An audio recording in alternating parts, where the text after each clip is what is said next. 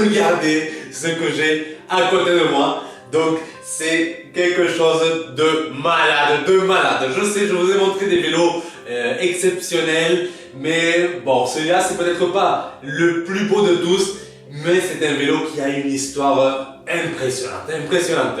Donc cycle Gitane, donc enfin un vélo français, je sais, je devrais en faire plus, mais ce n'est pas toujours facile, même si on habite en France, on n'en trouve pas tout le temps des exemplaires dont ça vaut le coup de faire une vidéo.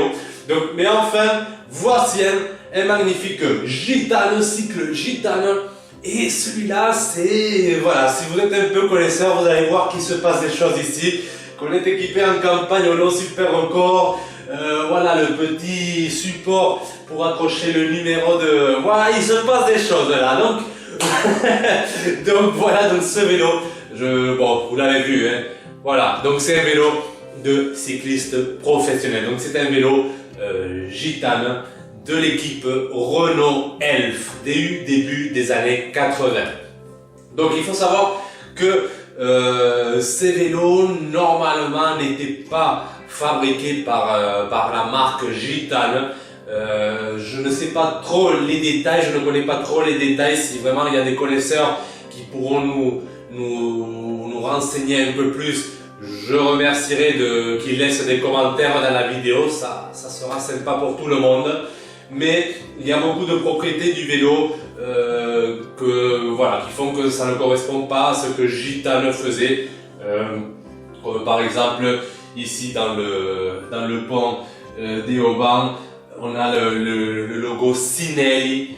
Donc voilà, ça correspond pas trop. Le boîtier de pédalier, c'est Sinelli aussi. Passage du câble de frein arrière à l'intérieur du cadre, ce qui était vraiment innovateur à l'époque. Donc bon, ce n'est pas, on dirait plus un cadre artisanal fait par un artisan et après peint aux couleurs et stické aux couleurs de cycle Gitane. Ça se faisait beaucoup à l'époque. Car bon, il y avait une histoire de sponsoring. Les grandes marques comme Gitane, Peugeot sponsorisaient les équipes, mais il y avait des coureurs, les coureurs pro, des fois qui voulaient des vélos personnalisés, des vélos plus poussés de ce que ces constructeurs faisaient, et ils allaient voir des artisans. Et bon, il fallait demander des autorisations, mais bon, les marques, tant qu'on repeignait le vélo de la même couleur, on mettait les stickers, en général, ils laissaient faire. Donc voilà un parfait exemple. Donc là c'est un vélo du début des années 80, mais si je ne me trompe pas c'est 1982, et avec des tubes voilà Reynolds 531 étiquette rouge, donc très léger, extrêmement léger, et tout en campagnolo super record. Et voilà, dès que vous voyez ce genre de tube avec les supports, déjà vous savez qu'il se passe quelque chose, donc déjà vous êtes quasiment sûr que c'était un vélo de professionnel. Et là c'est le cas, en plus on a le nom du cycliste, donc le B de Bruno et Wojciech. Donc voilà, donc après, si là il y a eu un doute avec ce nom, à cause de ce nom, il y a eu un grand doute. Car il faut savoir que Bruno Wojciech est arrivé dans l'équipe Renault Elf en 1984, alors que ce vélo est antérieur, en sachant que les cyclistes professionnels roulaient toujours avec les vélos tout récents. Donc il y a eu une certaine incohérence. L'histoire que m'a raconté le vendeur de ce vélo, c'est que ce vélo était un vélo de l'équipe Renault Elf du début des années 80, qui appartenait à un cycliste. On ne sait pas trop à qui ça appartenait, impossible à savoir plus de détails, et que après ce vélo a été donné à Bruno Wojciech, destiné à Bruno Wojciech, comme vélo d'entraînement. Après tout ça, on ne peut pas vraiment le prouver. On est en relation avec le frère de Bruno Wojciech, et normalement il a dit qu'il allait se renseigner auprès de Bruno pour avoir plus de renseignements, pour savoir un peu plus. Donc au jour où je fais la vidéo, je n'ai pas plus d'informations. Si jamais j'ai des informations supplémentaires, je vous le mettrai en description pour savoir vraiment l'historique de ce vélo. Pourquoi un cadre des années du début des années 80 a été destiné à un cycliste qui est arrivé dans l'équipe en 1984. Voilà, il y a quelques réponses, quelques questions, pardon, qu'à ce jour, n'ont pas de réponse, mais je pense que ça va arriver, on est en train de travailler dessus. Une autre chose qui a aussi perturbé, qui nous a fait un moment croire que c'était une fraude, on va dire, c'est que le nom de Wojciech, il y a un S ici, alors que normalement dans le nom il n'y a pas ce S, donc c'est même le frère de Bruno qui nous l'a signalé, donc ça pourrait faire penser à une fraude, mais après il y a une autre personne qui est bon, les conversations, ça tout s'est fait sur Facebook, sur notre groupe Facebook. Donc les conversations, vous pouvez les suivre, vous verrez tout ce qui s'est passé et vous verrez peut-être l'avancement des recherches. Donc je vous laisse le lien dans la description de la conversation Facebook. Et justement, un collègue a dit que nous a amené une photo dans laquelle il avait un gitane, cycle gitane de l'équipe Renault Elf, qui avait appartenu à Bernard Hinault. Et là, effectivement, quand on voit l'écriture, c'est exactement la même. Donc, la personne qui a écrit le nom sur le vélo de Bernard Hinault, c'est la même écriture, c'est la même personne qui a écrit le nom de Bruno Wojciech. Donc, peut-être qu'il a fait une faute d'orthographe.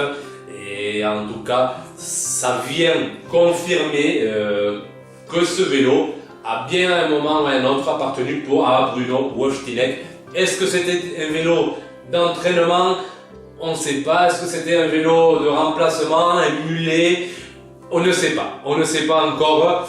J'espère que dans les prochains jours, on aura une réponse. Mais en tout cas, voilà, c'est une très belle pièce.